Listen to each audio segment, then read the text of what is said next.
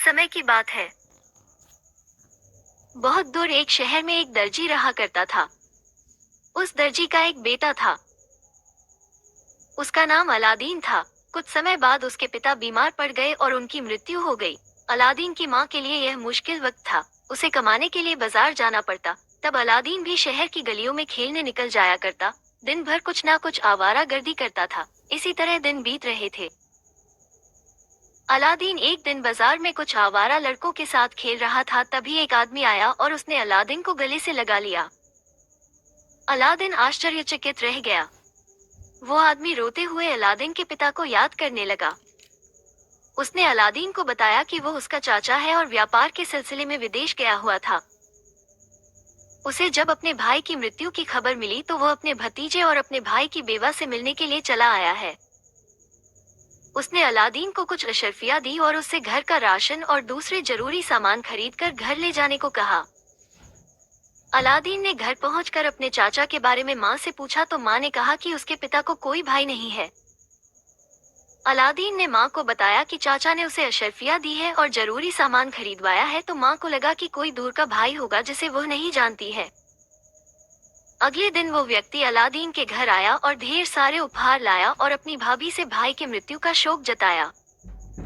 Aladdin की माँ को भी यकीन हो गया कि वो जरूरत उसके पति का भाई है। इस तरह अलादीन का चाचा उसके घर पर रहने लगा और परिवार का सारा खर्च उठाने लगा। अलादीन और उसकी माँ को विश्वास हो गया कि यह आदमी उनका रिश्तेदार ही है। एक शाम जब अलादीन अपने चाचा के साथ बाजार घूम रहा था तो उसके चाचा ने कहा कि वो शहर में रहते रहते ऊब गया है और कुछ समय के लिए पास के जंगल में जाना चाहता है और अलादीन को भी उसके साथ चलना होगा। अलादीन अपने चाचा के साथ चलने के लिए राजी हो जाता है। जंगल में एक जगह उसका चाचा पहुंचकर रुक जाता है और हाथ में लाल पाउडर लेकर मंत्र पढ़कर हवा में उछालता है।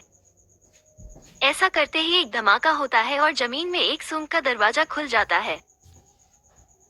ये देखकर अलादीन डर के मारे भागने लगता है तो उसका चाचा उसे रोक लेता है और उसे कहता है कि अगर उसे अमीर बनना है तो यह एक सुनहरा मौका है। उसे सुरंग के भीतर जाना होगा और वहां बने खानकाह में एक जलते हुए चिराग को बुझाकर बाहर लाना होगा। अंदर बेशकीमती जवाहरात भी है। अलादीन चाहे तो उसमें से कुछ रख सकता है जिससे उसकी गरीबी दूर हो जाएगी। अलादीन अपने चाचा की बात मान जाता है और सुरंग के अंदर उतर गया। अंदर एक बहुत ही सुंदर बगीचा था और सुनहरा प्रकाश फैला हुआ था। दूध की नदी बह रही थी और पेड़ रसीले फलों से लदे हुए थे। चारों तरफ हीरे जवाहरात रास्तों में कंकड़ की तरह फैले हुए थे। अलादीन ने कुछ हीरे उठाकर जेब में रख लिए। अलादीन टहलते हुए एक जगह पहुंचा जहां एक चिराग जल रहा था। अलादीन ने चिराग को बुझाकर अपनी जेब में रखा तो जमीन हिलने लगी।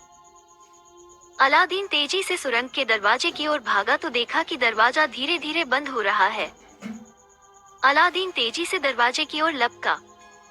उसका चाचा दरवाजे के मुहाने पर खड़ा था। अलादीन जैसे ही दरवाजे पर पहुंचा, चाचा ने आवाज लगाई कि अलादीन जल्दी से चिराग मुझे दे दो। अलादीन ने अपना हाथ बढ़ाया और चाचा से खुद को सुरंग से बाहर निकालने को कहा, लेकिन चाचा ने अलादीन से चिराग मांगा।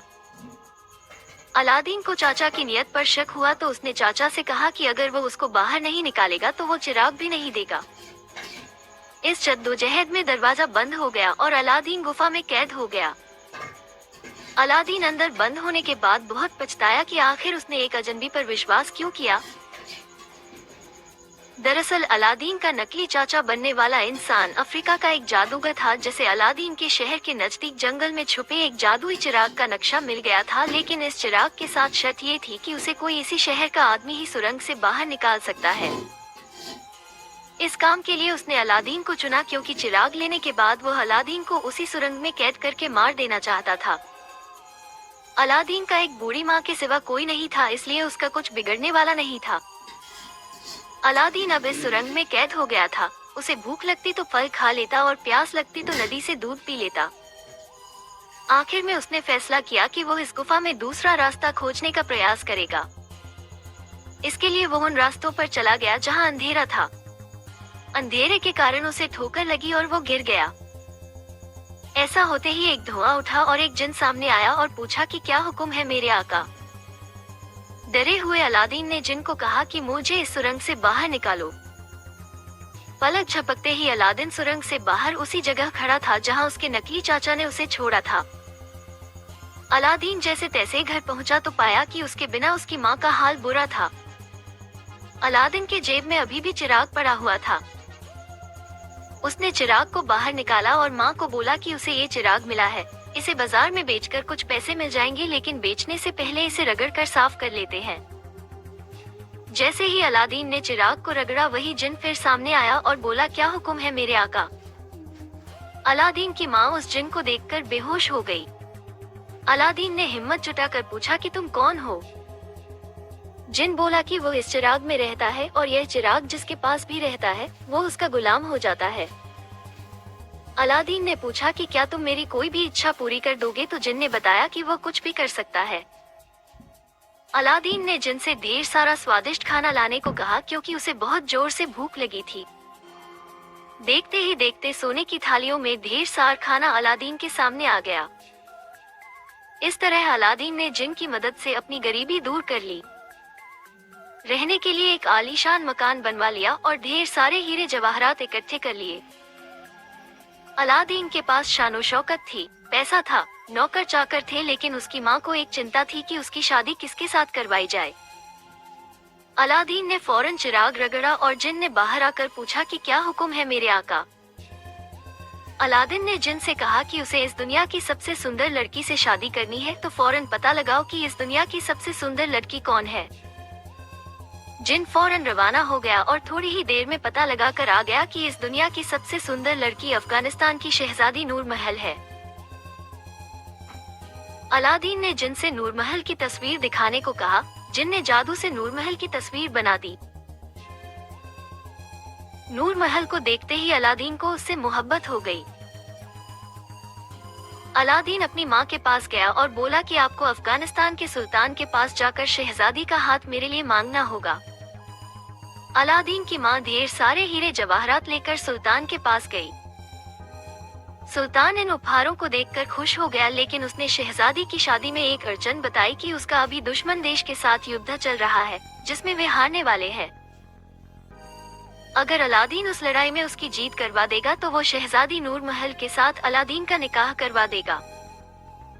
अलादीन की माँ ये बात अलादीन को बताती है तो वो चिराग रगड़कर जिन को बुलाता है और अफगानिस्तान को लड़ाई जितवाने के लिए बोलता है। जिन पलक झपकते ही दुश्मन को भगा देता है। ये देखकर बादशाह खुश हो जाता है और नूर महल का निकाह अलादीन से करने के लिए राजी हो जाता है। अफगानिस्तान का वजीर इस बात से खुश नहीं होता है क्योंकि वह अपने बेटे रहमान की शादी बादशाह की बेटी से करवाकर उसे अफगानिस्तान का बादशाह बनवाना चाहता है। वो बादशाह के कान भरता है और अलादीन के बारे में झूठी बातें बादशाह को बताता है। इससे बादशाह अलादीन से नाराज हो जाता है और वजीर के बेटे रहमान से नूर महल की शादी करने के लिए तैयार हो जाता है। अलादीन को जब ये बात पता चलती है कि रहमान और नूर महल की शादी हो रही है तो वो रात को नूर महल और रहमान दोनों को जिन की मदद से अपने घर उठा लाता है और रहमान को पेड़ से बांधकर जिन से खूब डराता है। नूर महल को भी अलादीन से मोहब्बत हो जाती है। रहमान बादशाह के पास जाकर जिन की डर की वजह से नूर महल से शादी करने से इनकार कर देता है। ऐसे में बादशाह के सामने नूर महल की शादी अलादीन से करने के सिवा कोई चारा नहीं बचता और अलादीन तथा नूर महल की शादी हो जाती है। अलादीन बाद में अफगानिस्तान का बादशाह बन जाता है और जिन की मदद से सभी दुश्मनों को हरा देता है। और यहीं पर कहानी का एंड हो जाता है। और कहानियों के लिए मेरे चैनल को सब्सक्राइब करें।